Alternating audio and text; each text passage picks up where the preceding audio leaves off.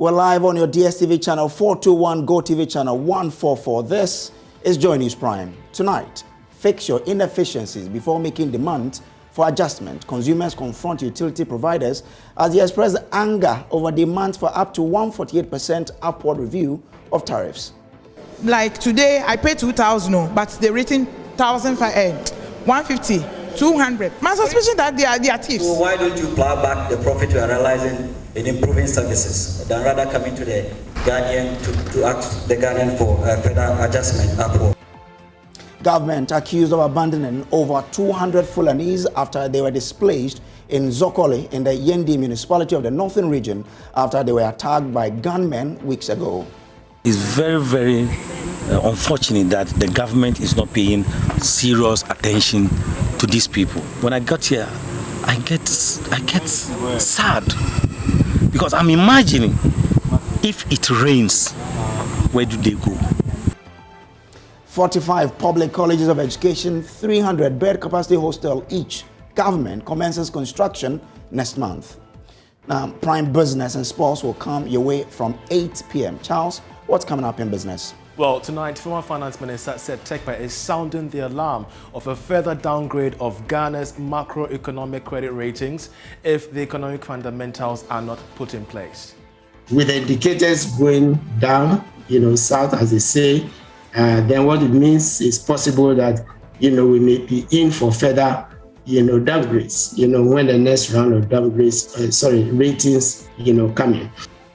And later in sports, well, sports marketing specialist Neil Armstrong Montagbe believes that the Ash Gold and internalized match fixing scandal could make the Ghana Premier League unattractive to corporate Ghana. It would do a significant bit of damage to Ghana football as a brand. Remember, we are recovering from this expose a few years ago. We are your home of independent, fearless, credible journalism. Stay with us for details.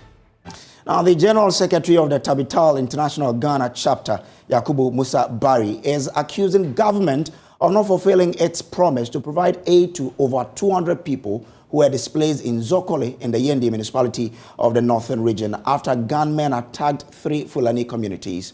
The gunmen killed 8 people, injured 4, and touched several homes, burning their belongings and foodstuff. Northern region correspondent Martina Bugri has more. Speaking at the final funeral rites of the 8 who were killed in Zokole, Mr. Barry said the displaced continues to sleep in the open and wondered what happens anytime it rains. It's very, very unfortunate that the government is not paying serious attention to these people. They kill their husbands, their brothers, 8, and they left behind mothers and children, their wives and children, and even up to the vice president promising through the regional minister that he will send NADMO to do assessment and give them a relief items. Till date, today is 1 month, 2 days. This thing happened on the 13th April. Today is 15th. When I got here, I get sad. Because I'm imagining if it rains, where do they go? If it is in the night, where do they go? How do they sleep? NADMO came here on the 18th and gave them mats and mosquito nets. How do mats and mosquito nets sleep in the opening if it is raining? We came here and we saw this tent. These tents were fixed just on the 17th after the incident, and it was not from NADMO, rather a Red Cross. They put about 3 tents, and these tents too are not very stable. When the wind blows, it lifts them. You will see some of them are even blown up. So I'm asking, are we not also citizens of this country? So what is government doing about their plight? Member of Parliament for the area, Farouk Aliu Mahama, joins us on Zoom now. Thank you very much for joining us, sir. Why hasn't there been any action towards the resettlement of these Fulanese?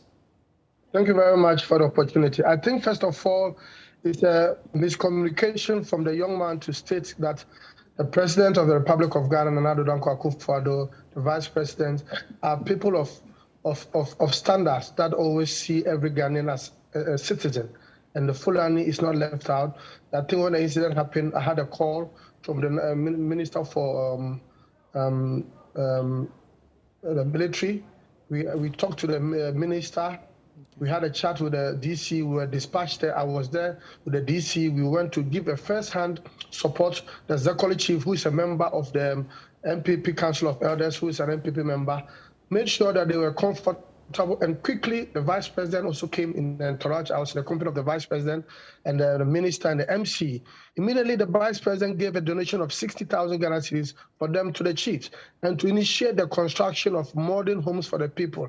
And I'm surprised with the young man just alluding to the fact that government is not really showing concern. That is a very, very bad situation. The President of the Republic of Ghana is somebody who sees every Ghanaian as one. And I will not see a second lady of the Republic who is from the Fulani community, and having been a member of parliament who sees the area as a very strategic area for Fulanis, having even appointed a Fulani as a national coordinator, who have moved to the occasion to see how we can help them.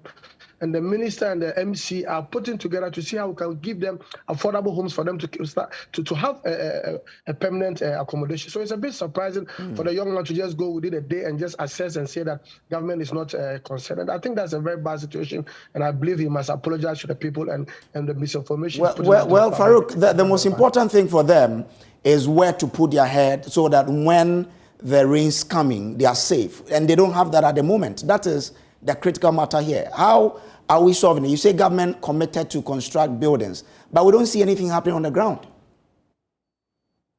No, but this thing happened just almost 3 weeks ago, and the Vice President was there with the regional minister, myself, and the municipal assembly, and we even gave some 100 bags of cement for them to start, and with the donation of the Vice President, there was an immediate solution that each family was going to get something to start a befitting home for itself.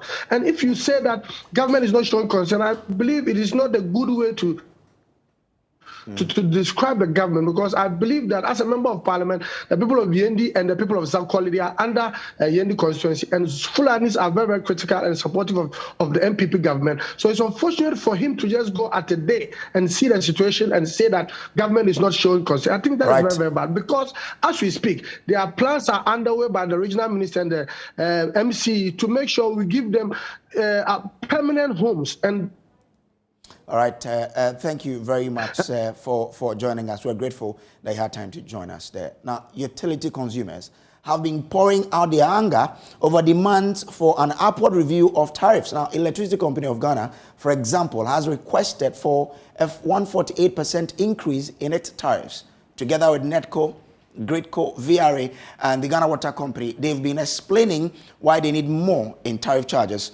At the first of a series of engagements to determine new tariffs, consumers representing different worker groups say utility providers haven't done enough to warrant an increase. Justice Beidu's report for you.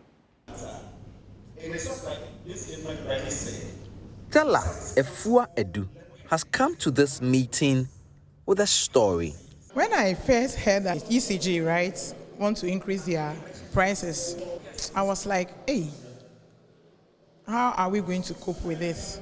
And some people outside there are duping. They are robbing governments. And they are not doing their work well. And they are still coming to increase it again. And we are going to die. She's here representing the Association of Beauticians in Ghana. She runs a shop in the Accra suburb of Kwabenya. She says she was charged more than 16,000 in electricity cost in only 1 month, and had her power cut by the Electricity Company of Ghana. Even though she claims to have paid more than 6,000 to recover her debt, she says ECG officials didn't record what she had paid, and it was only when she went to confront officers at the company's Kwabenya office that she discovered that all her payment hadn't reflected in the company's system. I've paid the money, but the money that I've been paying, I paid it every month, 2,000. But do you know what? They separate it. Like today, I paid 2,000, but they written 150, 200, 300. Meanwhile, I didn't pay it like that. I paid it in bulk. My suspicion that they are thieves. Sometimes I don't know why they come here to ask for tariff adjustment when your operational expense continuously increases. But Stella's story is similar to what many have been sharing at the engagement today. A lot of it going to show the inefficiencies in the delivery of utility in Ghana. So why don't you plow back the profit you are realizing in improving services than rather coming to the Ghanaian to ask the Ghanaian for further adjustment upwards? However, we from COPEC also know that the state funds some of you, because whatever I buy fuel, I pay 56 pesos per litre for state-owned entities in the energy sector. And I think even your report also states that, the SIGA report states that aside your operational revenue, you realize government also gave you some money in 2020. So I buy air support and I'm also one after the other, the utility providers lined up to explain why they needed more in tariffs. The Volta River Authority, the Ghana Water Company, the Ghana Grid Company, and the Northern Electricity Distribution Company all showed up to make a case for themselves. We have implementation challenges, and in addition, we need to buy expensive meters that can mimic the tariff. Ghana Water, we are one company doing production which you can call generation. We are doing evacuation or transmission. We are also distributing. And already, if you can weigh the problems of these three energy utilities and compare it to what one company will carry, then you can already begin to understand what we are going through. These things, we get them all the time. They keep on asking for upward adjustment because of operational costs, etc. But they don't look at efficiency, which in effect affect the customers so much. At the end of the day, ask yourself, if you fail to collect what you are supposed to collect and then you are making losses, definitely that cannot be passed on to the consumers. All the accessories that we even use to sew, everything has gone up. And if you increase the price of sewing, it becomes a problem. You don't get people coming to sew. You go to the shop, you sit there, there is no work for you to do. Because if somebody is coming to sew and the cost is so high, the person prefers to go for used clothing to use. So you are in the shop and you don't get any work to do. The PRC says this is only the first of 5 separate engagements that will be happening across the country between now and July, when they are expected to make a decision on whether to accept these new demands for tariff increment. Between now and then, it's going to be a long, pensive wait for utility consumers to make a decision on whether they are going to have to pay more for what they are using now or not. Justice Baby, Joy News, Legon, Accra. Kofi J of our research desk joins me in studio with some trend analysis on the public utilities. So Kofi, thank you very much here.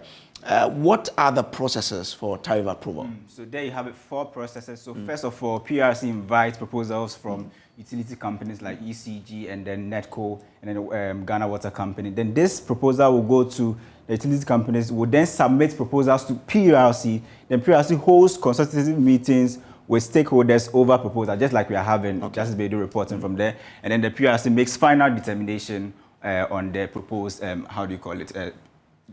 now, if you look at ECG's proposal, so let's look at currently, the electricity are consuming a cubic, kilowatt per meter is around 16 cedis kilowatt per hour. 16 cedis, 12 pesos, 16 pesos thereabouts. So that's current. Now, if you should,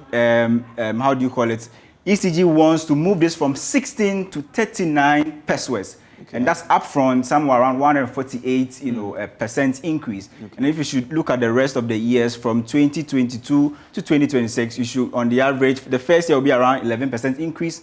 Then the 3 other years will, more than 5% increase. Okay. Now, if you should go to the next slide, this is talking about ECG's reasons why they are asking for this 148% increase. They're saying, if you're able to give us this, we'll reduce our debt, sales ratio of 20%.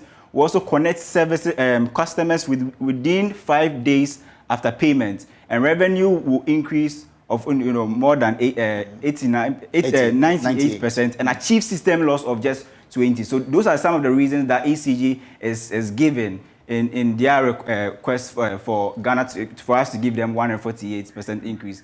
Now, if you look at the water company, the Ghana Water Company, they are requesting for 334 increase. So that's somewhere around, you're paying 3 cedis per cubic meter, and then it means if it's approved, we'll go somewhere around 11 cedis per cubic meter. And then so I think we should do the fuel price increase now. Okay. Now so that's for the utilities. But we didn't talk about Netco, Gridco, and what have you have all they've also made their own proposal. But taking you to increasing fuel prices, you just said that currently, at the beginning of the year we're paying somewhere diesel and fuel and petrol, we're paying somewhere around 6 cedis 70 pesos. Now, if you should look at these two, from January to May, as we speak now, so it has moved from 6 cedis 70 pesos to 6 cedis 95 pesos, and 9 cedis 85 pesos, and then diesel to 11 cedis 95 pesos. And if you should look at the fuel price increase over the years, if you should compare Ghana to other neighboring countries, you could see that so South Africa, Ivory Coast, Burkina Faso, Togo, and Nigeria. If you should compare Ghana to these countries, you could see that when it comes to Ghana, we are paying more than most of the countries. Okay. So when we talk about petrol, Ghana is paying on the average 10 cedis per liter. We are even higher than South Africa. Exactly. So South Africa is just paying 9 cedis 94 pesos, and Ivory Coast, there you have it, 8 cedis 39 pesos, and Burkina Faso 7 cedis 42 pesos. Now, if you move away from petrol to diesel, where now diesel, because of the demand, is now costing more than petrol per liter. So you have diesel being higher than petrol. Exactly. All right. Now, for more on this, we've been joined on the line through Zoom by the Chamber of Petroleum Consumers, COPEC. Duncan Amwa is with... Okay. All right. So these are the fuel prices that we have for you there. All right. Kofi, I'll be grateful. Thank you very much for that. Now, moving on to other stories. The Ministry of Education has revealed it is introducing a policy to associate all lower performing senior high schools to grade A schools. Sector Minister Dr. Yao Edichum says the initiative is to imbibe the principles of the grade A schools into the grade A schools to improve their academic performance. After a consultative meeting in Kumasi with the Conference of Heads of Assisted Secondary Schools, CHAS, Dr. Edichum indicated the move is to transform Ghana's secondary education system. There's more in this report. Officials of the Ministry of Education and the Free Senior High School Secretariat have been meeting with the heads of some Category A senior high schools across the country. The stakeholder consultative meeting was to assess the performance of students and also deliberate on ways to address some challenges denting the free senior high school program. But in tackling the faltering performance of some senior high schools, the Ministry of Education is introducing an affiliation policy. The initiative would ensure the grade A senior high schools indoctrinate the underperforming schools in their principles for an improved academic performance. The Education Minister, Dr. Yao Edichum, explained. In this room today were the top schools in the country. Invariably, when we are opening a new school, we don't look at how we can partner the new school with the existing high-performing school. So you may have T.I. Ahmadiyya School in Mampong, other towns across the country. But the T.I. Ahmadiyya School of Distinction is the Kumasi one. If you can pair them up and link them up, they will learn from the best practice of the Kumasi T.I. Ahmadiyya. And in no time, they will become like Kumasi T.I. Ahmadiyya. We've not been doing that proactively. Now we're going to do it. So a new school coming up should be affiliated with an existing high-performing school, so that they can learn the best practices of the high-performing existing school, so that they will become like them. So become mentors, they become the role models for the new school, and then we'll be able to create more high-performing schools. Meanwhile, the Director General of TVET, Mausi Nudiko Ariti, revealed the program has recorded its highest enrollment and will soon establish 3 TVET incubators to nurture its graduates. This is the first time we've had the highest enrollment, 44,000. Just within 1 year, I mean, the introduction of TVET service, shooting from about 30,000 to 44,000+. That is tangible. That is what we have seen. And then there is a lot more expansion. A lot more people are rolling in. We are going to put up 3 TVET incubators, TVET incubation centers in the country. The whole sub-region, we don't have it. But this minister has been able to, and together with TVET service, we've been able to get the funding. And we are going to put up three TVET incubation centers, the lower belt, middle belt, and the upper belt, and then 10 specialized schools. The money has been gotten. The MOU has already been signed, and the sites are being looked at, and construction would start very soon. For Joy News, Emmanuel Bright-Kweku reporting. Now, but a professor of educational leadership at the University of Cape Coast, Professor George Kojo, has described the minister's proposal as a lazy planner's approach to resolving issues in the educational sector. In an exclusive interview with Joy News' Richard Kojo Nyako, Professor George Kojo says associating grade C schools to grade A schools won't solve the issues of quality, but rather paying attention to the basics, providing more support to the grade C schools will do the trick. Professor George Kojo indicated the Education Minister's initiative to resolving quality in the grade C schools is surprising. He believes the fundamental issues that ought to be tackled to address the issues of quality at the grade C schools have been ignored and should be the minister's focus. We know that the key issue is not that teachers in grade C schools don't qualify. It isn't that teachers in grade schools do not know what they have to do. There are practical issues relating to labs in grade C schools which are not well equipped, issues relating to grants for teachers, issues relating to teaching logistics, and so many things that actually hinge on quality. You see, so how can schools, grade C schools affiliated to grade A schools be a model for addressing issues of grade C schools? I do not think that this is something that we should embrace. You know, and it gives an indication of a lazy planner's model for addressing issues. You see, it is not for nothing's sake that the framers of the Constitution called for a progressively free senior high school, because rural schools, grade C schools also need quality, and this quality requires planning.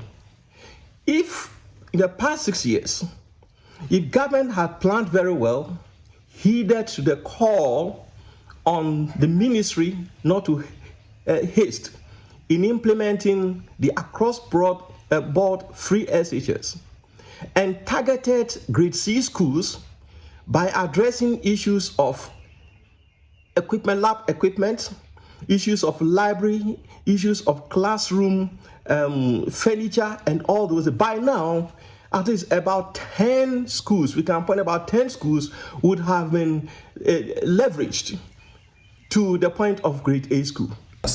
The former Pro-VC of UCC further suggested that the neglect of the basic schools whose products the senior high schools rely on is accounting for the low performances at the grade C schools. He warned the basic schools, the foundation of Ghana's education system, to be tackled and all other things would fall in line. Concentration hasn't been given to basic school as it should. Policies have come out, all right. We have seen the curriculum reforms that have come out, very nice reforms. But then, in the school situation, practically, teachers do not have the textbooks to teach till date. So if in the private schools, in the primary schools, there is weakness, then obviously, those who will go to grade C schools are people with very low grades. affiliation works when there is an equal base of performance. If you have labs equipped just as Wesley Girls, and yet teachers are not able to deliver, then you are talking about soft skills, which easily affiliation can promote. But are we suggesting that Wesley Girls is to help this school, Konyaku Secondary Technical, for instance, to help to beef up its laboratory by affiliation? No, that is not the issue. Let me also say this. You see, if you have, let's say, two companies, military companies, defending a nation, we have company A, we have company B, and you equip company A with arms. Company B is not equipped, and you tell company B that we're affiliating you to company A for the purpose of defense. What will happen? It will be a failure, because the stronghold of company B cannot stand. For Professor Odru, the quality issues in Ghana's education system requires careful planning and not a knee-jerk reaction. Reporting for Joy News, Richard Kwejenya on Cape Coast. Now let's still stay in the education sector, because the government will from next month commence the construction of a 3-story, 300-bed capacity hostel block in all the 45 public colleges of education across the country. Estimated at 485 million Ghana cedis, the project will be funded by the Ghana Education Trust Fund and expected to be completed within 15 months after commencement. Briefing the media, the Minister for Education, Dr. Yao Osei-Aduchum, said the project was an initiative of the government through the Ministry of Education and its agency, the Ghana Tertiary Education Commission. He announced that upon completion, the project stood the chance of improving effective teaching and learning in the colleges, which train a larger chunk of teachers for the pre-tertiary sector of education in the country, which would be in the long run lead to improvement in the quality of education in the country. As part of the government's education reforms, all public colleges of education have been converted into a 4-year Bachelor of Education degree awarding institutions. This has necessitated the need to expand facilities to accommodate the increasing number of students and also improve teaching and learning. Let's get more on this by speaking to Larry K. Agbado, editor of the College of Education Weekly Journal. Now, Larry, what are the details of this project? Yeah, so basically, the information we have at hand now is that each college is scheduled to get a 300-bed capacity hostel within the next 15 to 18 months. That is what we have on paper. As to whether the funds are ready for the construction to take place within the set time, I think within the coming year or two, we should be able to witness that. You've said a lot. I heard Professor Odru in your previous story saying that a lot of very good reforms have taken place in the colleges of education. And it's as a result of these reforms that we have very dire infrastructure deficits in the colleges. Okay. And I think government brought up this idea of providing hostel facilities for the colleges somewhere last year, October, November. But Larry, as we talk about this, do you see signs of this commencement? We are told it will begin next month. Any signs to tell you that indeed this is coming off?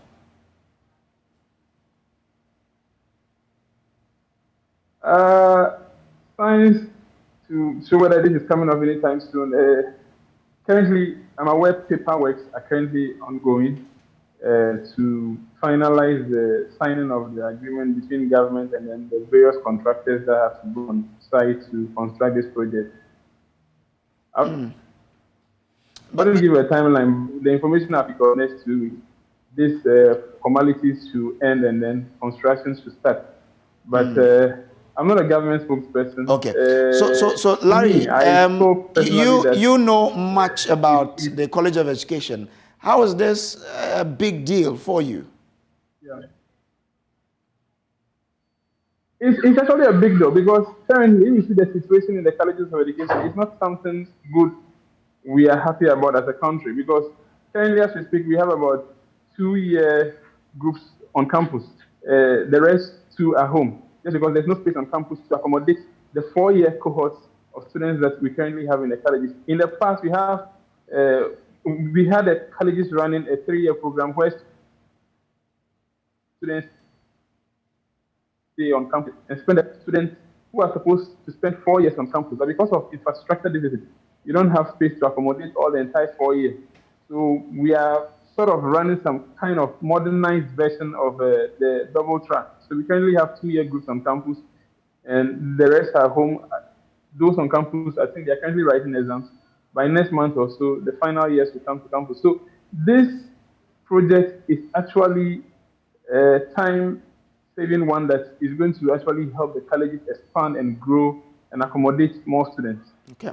Thank you very much, Larry, for joining us there. Now, the Nkranza community in the Bono East region has been thrown into a state of mourning following an alleged police killing of a 28-year-old trader, resident, alleged Albert Akwesi Donko, a second-hand shoe seller and digital satellite television installer, died in police custody after being wrongly picked up by police on alleged robbery charges. The decision by police to keep the family in the dark 3 weeks after the killing of the relative appeared to have broken the camel's back, angering residents and the family who are planning a series of demonstrations. Ohing Teria report on a story that broke the heart of many residents of Nkranza. A mother withers in pain as she recounts her last moments with one of her sons who was picked up in an ungodly hour by police. The 28-year-old second-hand shoe dealer and a digital satellite installer was bundled into an unregistered private car on suspicion of being an armed robber. That was the last time the mother would be setting her eyes on the man who has been providing the needs of the family.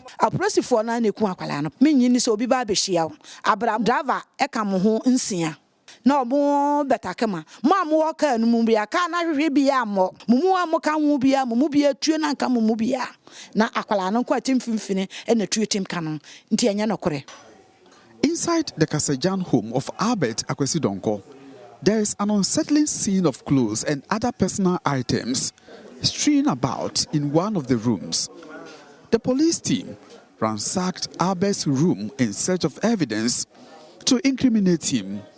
But his uncle, Reverend Dr. Matthias Sarkodie, who led me to his nephew's room, says the police found nothing incriminating. Deep in the night, around 2:30, the vehicle they brought over here was not a registered vehicle, and it wasn't an official vehicle of the police.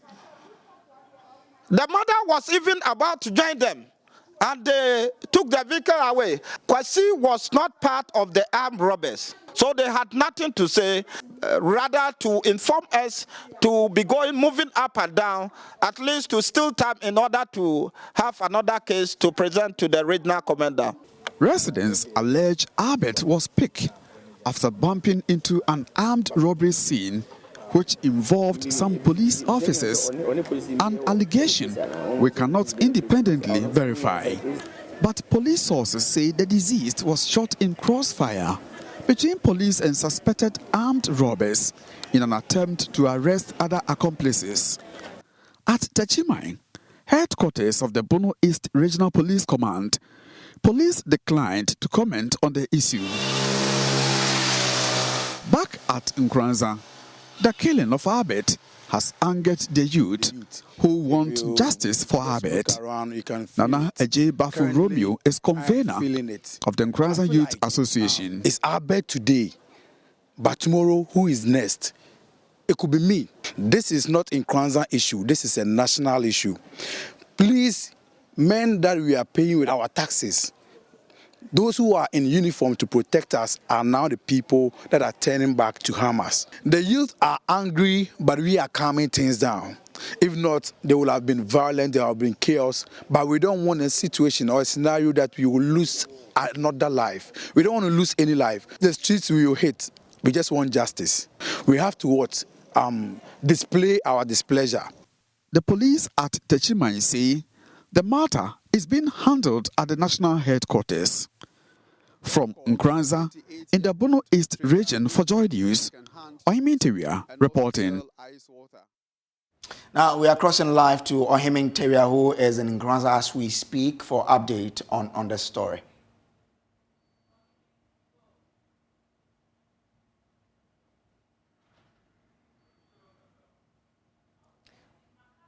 Ohime, if you can hear me, kindly give us what's happening at where you are now.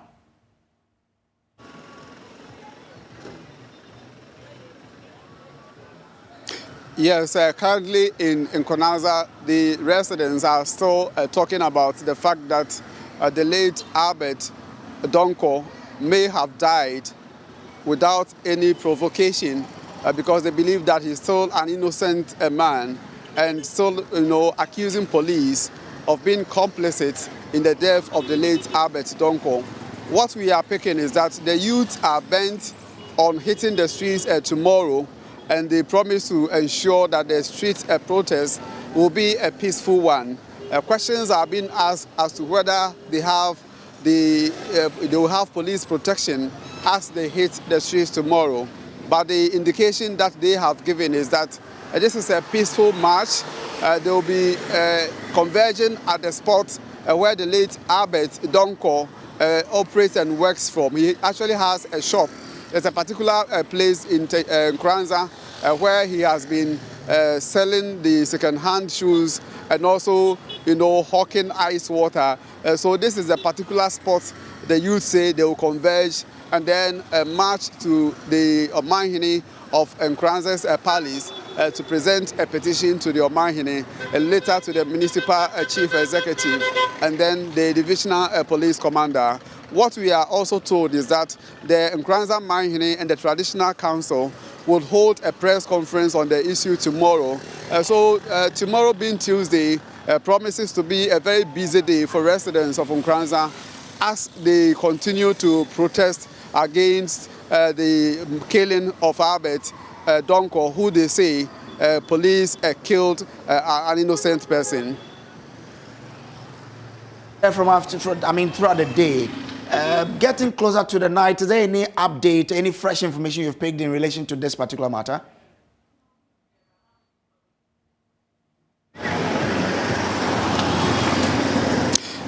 The regional police command, as we speak, has still not spoken to the issue, but the information we are picking is that the Regional Security Council, for instance, has met over the issue. But as to what transpired at this particular meeting, details are still not out for us to, grab our hands on. But what we can report is that the entire Nkranza township, every person you meet on the streets, every 2 or 3 people you meet on the streets are discussing the way and manner Albert Donko was allegedly killed by the police in Nkranza. So residents want to see a quick update from, for instance, the IGP assuring the people that some perpetrators have been arrested. That has been what residents, the expectations of residents of Nkranza, and they expect the IGP to be proactive and delve into the matter so that the perpetrators will be, bring to book. Thank you very much. Now, still to come on this bulletin, ambulance workers demand police escort after several cases of fatal attacks on some of them. Sent attack on our hardworking colleagues, EMTs of the Zebila District Ambulance Office crew. We suggest for a policy initiative to ensure a collaboration between the National Ambulance Service and the Ghana Police Service to provide police escort for ambulances.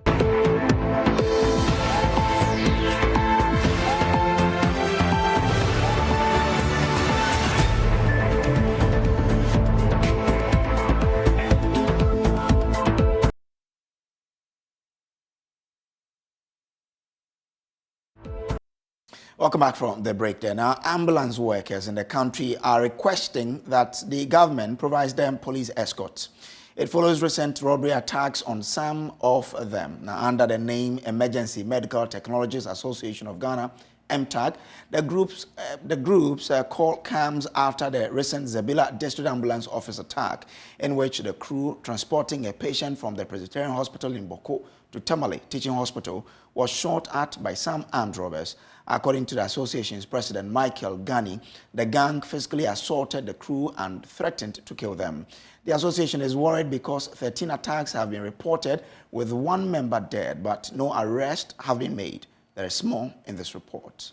Following the Zebila District Ambulance Office attack on May 11th this year, the Emergency Medical Technologies Association of Ghana, MTAG, is seeking that the government provides police escort in their line of duty. At a press briefing here in Accra, the group said about 13 attacks have been reported, but authorities have expressed little seriousness towards the matter. Michael Ghani is the president of the association.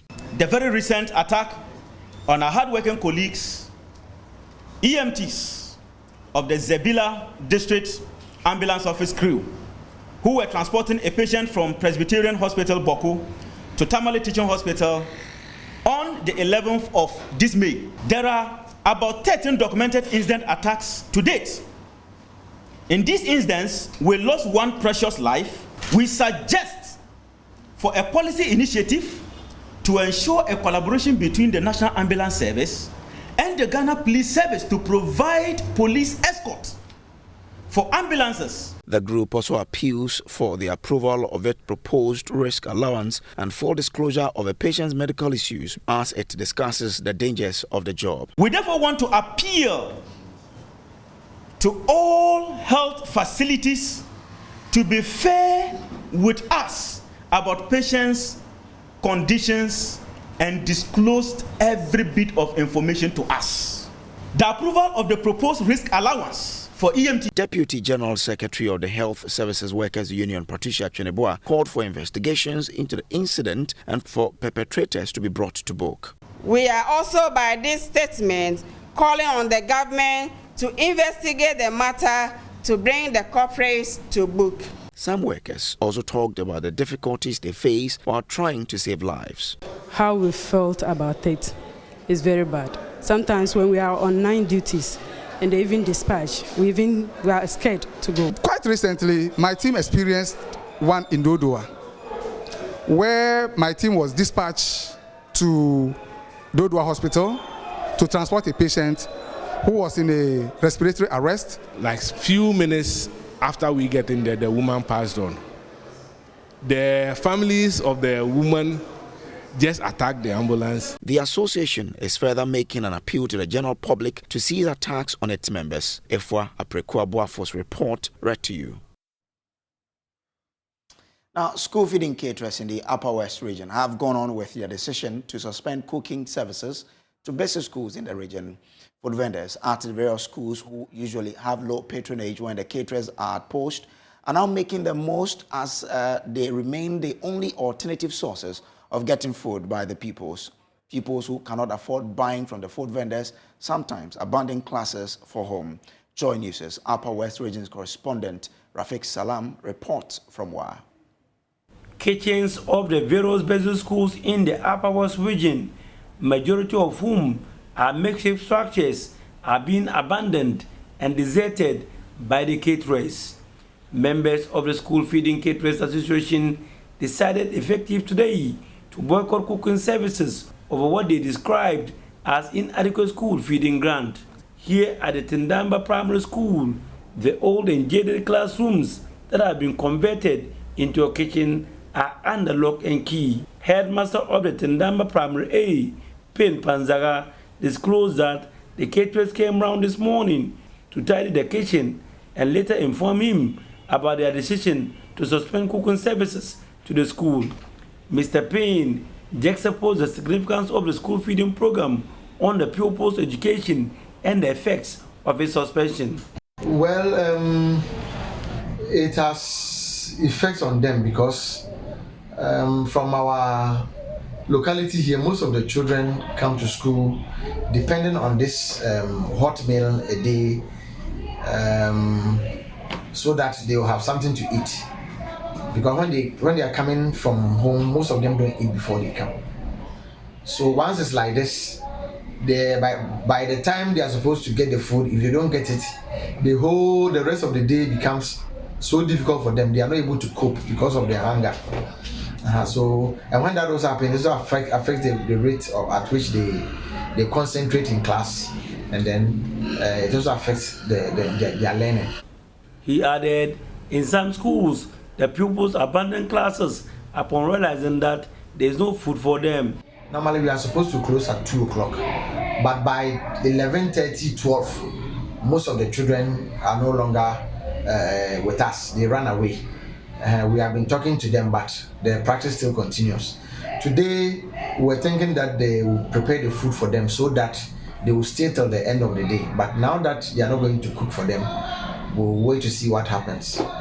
Okay. What do you want to be done in this situation? We want immediately that issue should be resolved so that the caterers can come back and prepare the food for the children, so that we can move on smoothly with the academic work. In some schools, the suspension of the cooking services is good omen for the food vendors. The low patronage they usually have from the pupils is no more. At the one model primary school, the kitchen had all doors opened, the storerooms filled to the brim with firewood, but the caterers nowhere to be found. The hungry pupils rather found solace in the food vendors here. They formed a small queue, waited with bated breath for this fried yam sold here. One of the pupils told me off camera that they are not happy that the caterers have suspended cooking services and appealed to the government to resolve the disagreements with the caterers. Did they run home? Yes. Okay. So what do you want the government to do? To help us to find the caterers again. Okay. So they can cook for us. Reporting for Joy News, Rafiq Salam. Wow. So we'll take a quick break here. We'll be back with Showbiz. Well, it's time for Showbiz, and guess who's here? The secondary boy, Ibrahim Ben Bako. Hi. Yeah, Sam, how are you doing? I'm good. I don't know how you feel about Santa in December. Yes, Santa has always been in December. Well, how about if I tell you I'm bringing it to you earlier this year? So this year you're going to see Santa twice. I'll be shocked. Yes, I'm bringing you Santa in May. Really? Yes, I'm bringing you Santa in May. What's up? The usual Santa thing? Yes, the usual Santa thing. And that is how the feeling went for everybody who got to know that Lateef Abubakar is actually launched his play today. That is the title of the play, Santa in May. He did this in the studios of Joy 99.7 FM with Lexus Bale. Okay, so the play actually, it's a current play. It talks about situation, and times are hard. People are hustling, and basically we're looking for Santa. Everybody wants Santa. As at now, everybody wants Santa in his life. Yeah. That's me. You know, I mean, Santa, you know what Santa represents. Yes, goodness, goodies, and goodness. Yes. And currently, are you sure that's what he wanted to say? Oh yes. No, go friend. In fact, say your own. Say your own. You know the way he did like that. Yes. I'm like, no. His own is more technical. Yes. And to the point. Don't just say goodness. People want some. Yeah, I mean, yeah. So I mean, in times like this, definitely would hope and pray that Santa would appear. Yeah. And fortunately for us, Santa is appearing end of May on the 28th and 29th. And he's actually going to do a lot of things. He's supposed to help us distress, make us happy. He's supposed to share a lot of goodies. We can stay at 5-star hotel for people. He's supposed to give us food, drinks. You know, it's fun. It's fun time. It's Christmas. We are really living Christmas. I don't like your tone. Oh. No, seriously. I don't. You see, you have to rephrase. The sentence construction is very important. Okay. You keep saying he's supposed to. Is he going to? Sorry. Supposed to is different from he will. He's actually going to. That's what I'm talking about. Now that sounds more sure. He's going to give us a weekend stay. He's going to give some people a weekend stay in a 5-star hotel. Oh my God. He's going to give us some good laughter. Oh boy. He's going to give us a lot of food, drinks, and what Santa brings along. That's right. Okay. You know, a friend of mine was like, why this? And I told him that jokingly. I told him that, you know what?